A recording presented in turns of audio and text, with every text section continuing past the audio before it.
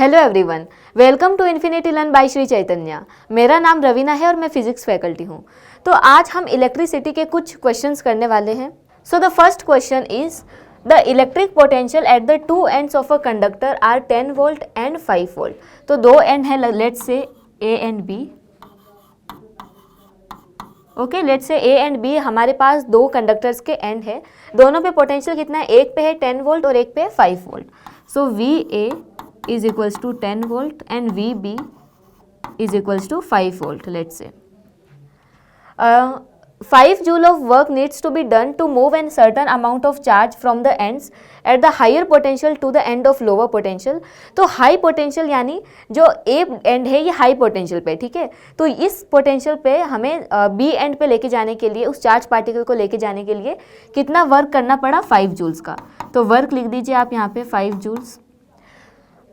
Find the amount of charge move, तो कितना charge move हुआ है हमें ये फाइंड आउट करना है। ओके, तो जब भी क्वेश्चंस आप सॉल्व करने जाओ तो सबसे पहले जो जो डेटा दे रखा है ना उनको ऐसे लिख लो। डेटा को लिखने के बाद इसको देखो कि कौन सा फॉर्मूला यहाँ पे अप्लाई होने वाला है।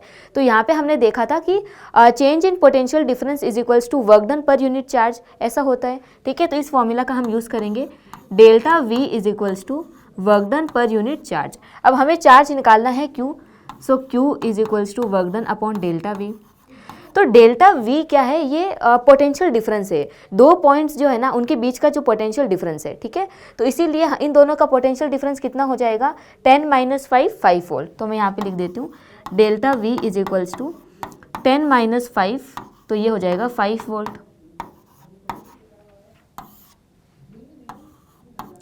वर्क हुआ है 5 जूल्स का और डेल्टा V है 5 वोल्ट। तो Q कितना हो जाएगा? Q हो जाएगा 1 coulomb. Okay, so 1 coulomb means option B is the correct answer. 1 coulomb का चार्ज को हमें मूव करने में 5 जूल्स इतना वर्क करना पड़ा, और जो पोटेंशियल डिफरेंस है वो दोनों एंड्स का वो कितना था? पोटेंशियल डिफरेंस था 5 वोल्ट का। ओके, आई होप ये क्वेश्चन आपको समझ में आया होगा। अब हम अगला क्वेश्चन देखते हैं। Okay, option B is the correct answer. Now the next question is, a charge Q is moved from point B to A via two paths, A1 and 2. The work done by path 1 and path 2 are W1 and W2 respectively. Which of the following relation is correct? अब देखो यहाँ पे ना एक charge particle को एक point से दूसरे पॉइंट पे हम लेके जा रहे हैं, ठीक है, लेकिन पाथ अलग अलग है। जैसे कि B to A, let's say ये है B और ये है A। So moves from B to A to pass. Let's say ये है हमारे पास पाथ 1, ओके, और ये है हमारे पास पाथ 2। ओके, तो पाथ 1 से जब हम एक चार्ज पार्टिकल को बी से ए की तरफ लेके गए तो कितना वर्क हुआ? लेट्स से W1 इतना हमें वर्क करना पड़ा, ठीक है। तो जब हम दूसरे पाथ से इस चार्ज पार्टिकल को लेके गए तो W2 इतना वर्क हमें करना पड़ा। तो अब हमसे पूछ रहे हैं कि यार इनमें से कौन सा रिलेशन सही होगा, कि work done in first path is greater than work done in second path, या फिर दोनों इक्वल होंगे, या फिर कौन सा होगा, ठीक है। तो देखो इलेक्ट्रोस्टैटिक फोर्स जो है, ये इलेक्ट्रोस्टैटिक फोर्स कंजर्वेटिव फोर्स होता है, और कंजर्वेटिव फोर्स में जब हम कोई भी वर्क डन करते हैं तो वो पाथ के ऊपर डिपेंड नहीं करता। ओके, तो आप कौन से भी पाथ से इस चार्ज पार्टिकल को लेके जाओ, जो वर्क डन होगा वो वर्क डन सेम ही होगा। तो हम ऐसा बोल सकते हैं work done by path 1 is equals to work done by path 2। Okay, so हमारा ऑप्शन बी यहाँ पे सही हो जाएगा। ओके, जो इलेक्ट्रोस्टैटिक फोर्स है this is the conservative force and work done through the conservative force is independent on the path. So दोनों का यहाँ पे सेम हो जाएगा। अगर क्वेश्चन में कुछ तीसरा पाथ भी दे रखा हो तो सबके द्वारा जो वर्क डन होगा वो सेम होगा। Next question, on moving a charge of 40 coulomb by 2 centimetre 20 joule of work is done, then the potential difference between the 2 points. तो हमने कितने Q is equals to 40 coulomb, इतने चार्ज को हमने 2 centimetre कुछ डिस्टेंस पे move किया है, कितना वर्क करना पड़ा? वर्क डन हमारे पास हुआ है 20 जूल्स का। Okay, then the potential difference between the 2 points, तो उन दोनों पॉइंट्स के बीच का पोटेंशियल डिफरेंस। तो अगेन ये भी इजी है, हम फॉर्मूला डायरेक्ट यूज करेंगे। Potential difference delta V is equals to work done per unit charge. तो डेल्टा V हो जाएगा, वर्क डन कितना हुआ है 20 अपॉन चार्ज कितना है 40।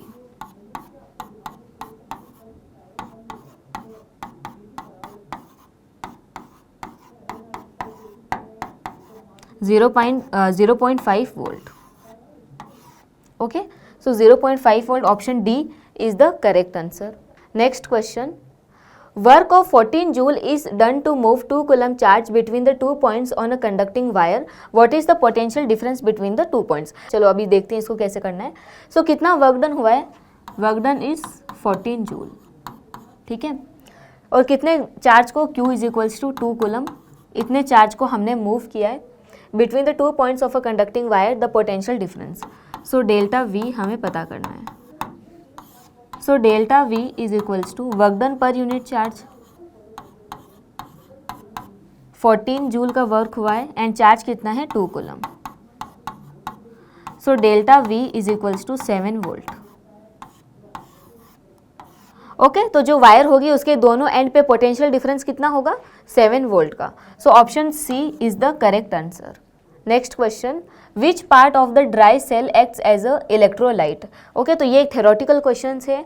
जो हमने ड्राई सेल पढ़ा था उसमें इलेक्ट्रोलाइट कौन सा वाला इसमें से ये होता है, ठीक है। तो इसका आंसर होगा option B. Okay, ammonium chloride paste, ये हम इलेक्ट्रोलाइट में यूज करते हैं ड्राई सेल में। Okay, next question, which part of the following statement is true about electric lines? Okay, तो इलेक्ट्रिक लाइन्स के बारे में हमने पढ़ा था, क्या पढ़ा था कि अगर पॉजिटिव चार्ज जो होता है इलेक्ट्रिक फील्ड उससे दूर जाती है, ऐसा कुछ। Okay, this is the direction of the electric field lines for a positive charge Q। और नेगेटिव चार्ज के लिए क्या होता है कि जो इलेक्ट्रिक फील्ड लाइन्स है वो उसके अंदर आती है। सो ये है हमारे पास नेगेटिव चार्ज पार्टिकल्स। तो इलेक्ट्रिक फील्ड लाइन्स की डायरेक्शन नेगेटिव चार्ज के लिए ये होती है। और जब हम कोई भी एक टेस्ट चार्ज को इन फील्ड लाइन्स में रखते हैं, समझो यहाँ पे मैंने अगर प्लस Q चार्ज को यहाँ पे रखा, ठीक है, तो ये फील्ड लाइन्स की डायरेक्शन यहाँ पे है, यानी कि ये इस डायरेक्शन में इसके ऊपर फोर्स लगाएगी। ओके, यानी ये चार्ज पार्टिकल पॉजिटिव है, तो हमें पता है कि पॉजिटिव पॉजिटिव रिपेल करता है। अगर मैं यहाँ पे कोई एक टेस्ट चार्ज को Q को यहाँ पे नेगेटिव के इसमें रखूँ, तो ये पॉजिटिव नेगेटिव है, तो ये अट्रैक्ट करेगा। और फील्ड लाइन की डायरेक्शन भी देखो इसी डायरेक्शन में है, तो यानी इसके ऊपर जो इलेक्ट्रोस्टैटिक फोर्स है वो इस डायरेक्शन में लगेगा। ओके, तो ये फील्ड लाइन्स हमारे पास होती है।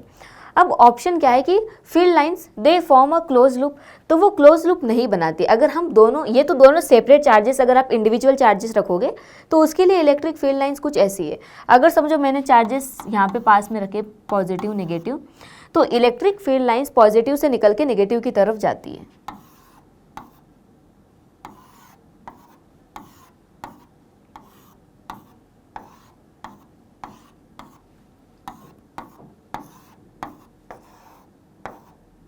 Okay, electric field lines positive charge से निकलती है और नेगेटिव चार्ज की तरफ जाती है, तो ये क्लोज लूप तो नहीं बनाती। क्लोज लूप बनाने का मतलब है कि ये पॉजिटिव से नेगेटिव की तरफ जाके फिर नेगेटिव से वापस पॉजिटिव की तरफ आ रही है, पर ऐसा होता है क्या? नहीं होता, तो वो क्लोज लूप नहीं बना रही है। They start and and on the negative charge, तो क्या वो नेगेटिव चार्ज से ही निकल के नेगेटिव चार्ज में ही चली गई? ऐसा भी कुछ नहीं है। So option B is also not correct. They never intersect, yes, option C is the correct answer, क्योंकि हमने देखा था कि जो इलेक्ट्रिक फील्ड लाइन्स है वो कभी भी इंटरसेक्ट नहीं करती है। और अगर बाई चांस समझो इलेक्ट्रिक फील्ड लाइन्स इंटरसेक्ट कर गई, समझो ये दो इंटरसेक्शन हुआ है इलेक्ट्रिक फील्ड लाइन्स का, ठीक है, ये है हमारा पॉइंट ऑफ इंटरसेक्शन। हमें पता है कि अगर हमें किसी भी पॉइंट पे इलेक्ट्रिक फील्ड की डायरेक्शन निकालनी हो तो हम क्या करते हैं, उस पॉइंट पे एक टेंजेंट ड्रॉ करते हैं, ठीक है। तो ये जो टेंजेंट है ये हमें उस पॉइंट पे डायरेक्शन बताता है इलेक्ट्रिक फील्ड की। अगर ये इलेक्ट्रिक फील्ड लाइन्स इंटरसेक्ट कर जाती है तो एक पॉइंट पे दो डायरेक्शंस हो जाएगी। अब इस एक पॉइंट में इस इलेक्ट्रिक फील्ड की वजह से ये डायरेक्शन और इस इलेक्ट्रिक फील्ड की वजह से ये डायरेक्शन, तो यहाँ पे एक पॉइंट पे इलेक्ट्रिक फील्ड की दो डायरेक्शंस हो गई। लेकिन ऐसा तो पॉसिबल नहीं है, एक पॉइंट पे कोई एक स्पेसिफिक डायरेक्शन ही होगी, right. So they never intersect, option C is the correct answer. And they are always circular, तो सर्कुलर नहीं होती। Okay, so option C is the correct answer. Next question, 2 points A and B are 2 centimeter apart in a uniform electric field of strength 3 × 10⁻³ volt per meter. What is the potential difference between them? So 2 points A and B are 2 centimeter apart in a uniform electric field of strength 3 × 10⁻³ volt per meter. तो electric field कितनी दी हुई है इन्होंने? 3 × 10⁻³ volt per meter. Okay, ये electric field strength है। What is the potential difference between them? तो delta V हमें निकालना है और पॉइंट्स का डिस्टेंस कितना है? पॉइंट्स के बीच का डिस्टेंस है 2 सेंटीमीटर। ओके। तो अब देखो, अभी तक हमने जो क्वेश्चन सॉल्व किए थे ना, उसमें या तो वर्क डन उन्होंने दे रखा था, चार्ज पार्टिकल दे रखा था, उसके बाद हमसे पूछा था कि पोटेंशियल डिफरेंस क्या होगा। ओके, तो उसके लिए फॉर्मूला था delta V is equals to work done per unit charge.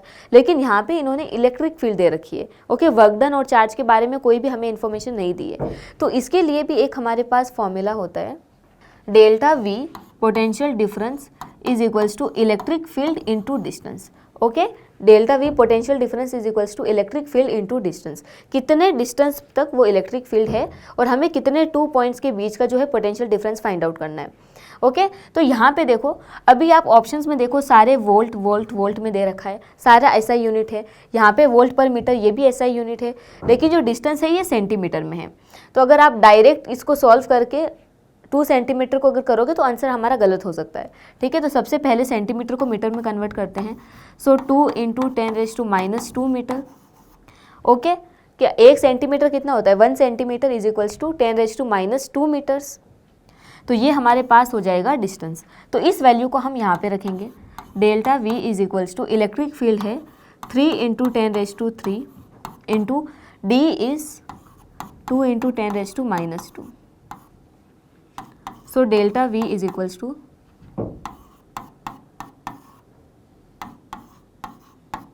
60 volt. Okay, तो पोटेंशियल डिफरेंस कितना होगा दोनों पॉइंट्स के बीच का? 60 volt. So option A is the correct answer. Okay, तो कुछ भी वो क्वेश्चन में देख सकते हैं, या तो वर्क डन और चार्ज देंगे तो आपको पहला वाला फॉर्मूला यूज़ करना है जो अभी हम पिछले क्वेश्चंस में सॉल्व कर रहे थे, delta V is equals to work done per unit charge. अगर आपको इलेक्ट्रिक फील्ड और डिस्टेंस दे रखा है तो ये फॉर्मूला याद रखना, delta V is equals to electric field E into distance D. Okay, option A is correct. Next question, which of the following symbols represent a cell? Okay, इस question को ट्राई करेंगे, ये तो काफ़ी इजी है। ठीक है, हमने एक क्लास किया था, उसमें सारे सर्किट में जो भी एलिमेंट्स होते हैं, सर्किट एलिमेंट्स, उनको कैसे डिनोट किया जाता है इसके बारे में हमने देखा था। ओके, तो सेल को रिप्रेजेंट करने के लिए हम ऐसे 2 पैरेलल लाइंस को शो करते थे। ठीक है, ये होता है हमारे पास सेल। ओके, तो ऐसे 2 पैरेलल लाइंस होंगी, एक बड़ी और एक छोटी। A is 2 short parallel lines, नहीं, दोनों शॉर्ट तो नहीं है, एक लॉन्ग है और एक शॉर्ट है। A circle with a cross, no. 2 parallel lines, one longer than the other, yes, option C is the correct answer. Okay, और जिगजैग लाइन तो हम रजिस्टर के लिए यूज़ करते थे, right? So option C will be the correct answer. Next question is, okay, तो यहाँ पे अभी एक सिचुएशन दे रखी है और आपसे पूछा है कि क्या होगा। ठीक है, सिचुएशन हमें क्या दी हुई है? In a science lab a student connects a battery, a switch, a bulb and a resistor. When the switch is close the bulb does not glow. Upon checking the student finds that the ammeter reads 0। अब इसका मतलब क्या होता है, ammeter reads 0? तो question हमसे पूछा है what is the most likely reason for the bulb not glowing.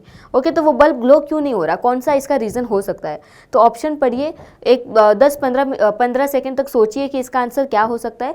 और यहाँ पे इन्होंने बोला है एमीटर की रीडिंग 0 है, तो इसका क्या मतलब होता है? ठीक है, पहले ये भी पता होना चाहिए कि एमीटर रीड क्या करता है, वोल्ट मीटर क्या रीड करता है। ओके, तो इन्होंने साइंस लैब में स्टूडेंट ने क्या क्या कनेक्ट किया है? बैटरी, एक यहाँ पे इसके पास बैटरी है,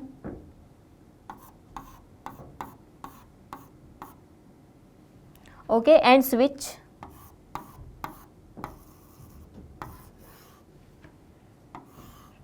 और बल्ब एंड रजिस्टर। तो लेट्स से ये है हमारे पास एक बल्ब,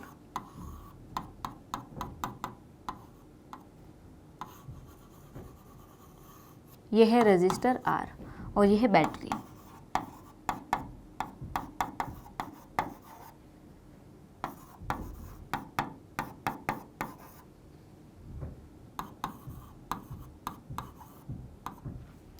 और यहाँ पे when the switch is close the bulb does not glow, upon checking the student finds that the ammeter reads. तो यहाँ पे एक एमीटर भी लगा हुआ है। सो लेट्स से यहाँ पे है एमीटर।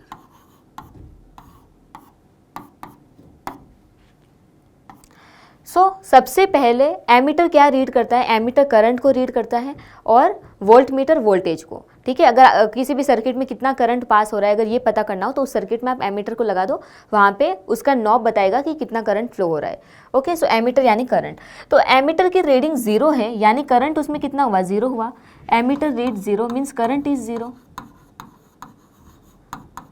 करंट जीरो है। अब करंट जीरो होने की दो सिचुएशंस हो सकते हैं। पहला कि अगर उन्होंने स्विच क्लोज ही ना किया हो तो यहाँ से करंट फ्लो होगा क्या? नहीं होगा। करंट कहाँ से? पॉजिटिव टर्मिनल से नेगेटिव टर्मिनल की तरफ फ्लो होता है, राइट। अगर आप स्विच को क्लोज ही नहीं करोगे तो ये सर्किट हमारा कंप्लीट सर्किट होगा, ये कंप्लीट सर्किट नहीं होगा, करंट फ्लो नहीं करेगा। किसी भी सर्किट में करंट तभी फ्लो करता है जब वो जो सर्किट है ना वो कंप्लीट हो, कहीं पे उसमें ब्रेक वगैरह ना हो। तो अगर यहाँ पे इन्होंने क्या बोला है कि की भी इन्होंने क्लोज कर रखी है, when the switch is close, यानी स्विच तो क्लोज है तो सर्किट तो कंप्लीट हो गया। अब ऑप्शन देखो, फिर भी ये हमारा जो बल्ब है ये ग्लो नहीं कर रहा, तो ऑप्शंस की तरफ जाते हैं। द रजिस्टर इज फॉल्टी, ऐसा तो नहीं होगा। The bulb has high resistance, high resistance अगर है तो वो थोड़ा कम ग्लो करेगा, लेकिन ऐसा नहीं कि बिल्कुल भी ग्लो नहीं करेगा। There is a break in the circuit, तो ये ऑप्शन सी हो सकता है, ठीक है, ऑप्शन सी हमारा हो सकता है। क्योंकि अगर कहीं समझो ये सर्किट है, अगर यहाँ पे कहीं पे एक ब्रेक लग जाए, अगर ये सर्किट की वायर कहीं से टूट जाए तो फिर वो कंप्लीट सर्किट होगा? नहीं होगा। तो कंप्लीट सर्किट नहीं होगा तो करंट पूरा फ्लो होगा क्या? नहीं होगा। तो जो बल्ब है ये हमारा ग्लो नहीं करेगा। ओके, तो ये बल्ब ग्लो नहीं करेगा। तो option C is the correct answer. D हमारा क्या है? The battery is supplying too much voltage, तो ये रीज़न हो सकता है कि बैटरी बहुत ज़्यादा सप्लाई कर रही है इसलिए बल्ब ही ग्लो नहीं होगा, तो ऐसा कुछ नहीं होता। अगर सर्किट में ब्रेक होगा या फिर स्विच ही क्लोज नहीं होगा तो फिर सर्किट कंप्लीट नहीं होगा और करंट उसमें से फ्लो नहीं होगा, तो फिर बल्ब हमारा ग्लो नहीं करेगा, ठीक है। बट क्वेश्चन में इन्होंने ऑलरेडी बोला है कि स्विच को हमने क्लोज कर दिया है, तो उसके बाद शायद वायर में ब्रेक होगा, सर्किट टूटा हुआ होगा, तो हमारा करंट फ्लो नहीं करेगा। Okay, option C is correct. Next question, the potential difference between the 2 points is 12 volt. How much work is done in moving 3 coulomb of charge between these points? So the potential difference between the 2 points is 12 volt. So delta V कितना हो जाएगा? 12 volt. Okay. How much work is done in moving 3 coulomb of charge? तो हमें work done इस बार निकालना है और कितने चार्ज को हम मूव कर रहे हैं? Q is equals to 3 coulomb between the 2 points. Okay, तो 3 कूलम इस चार्ज को एक सर्टन डिस्टेंस पे मूव करने में हमें कितना वर्क करना पड़ेगा, such that potential difference between the 2 points is 12 volt. Okay, so again formula use करेंगे हम, delta V is equals to work done per unit charge. So work done कितना होगा? Delta V into Q. Potential difference कितना है 2 points के बीच का? 12 volt into charge कितना है? 3 कूलम, 36 जूल। तो हमें कितना वर्क डन करना पड़ेगा? 36 joule. So option B is the correct answer. Okay, तो 3 कूलम चार्ज को एक कुछ डिस्टेंस में मूव करवाने के लिए जिन दोनों पॉइंट्स के बीच का पोटेंशियल डिफरेंस 12 वोल्ट है, कितना वर्क करना पड़ेगा? 36 joule. So option B is the correct answer. Okay, so thank you so much everyone. I hope आपको ये क्वेश्चन समझ में आए होंगे।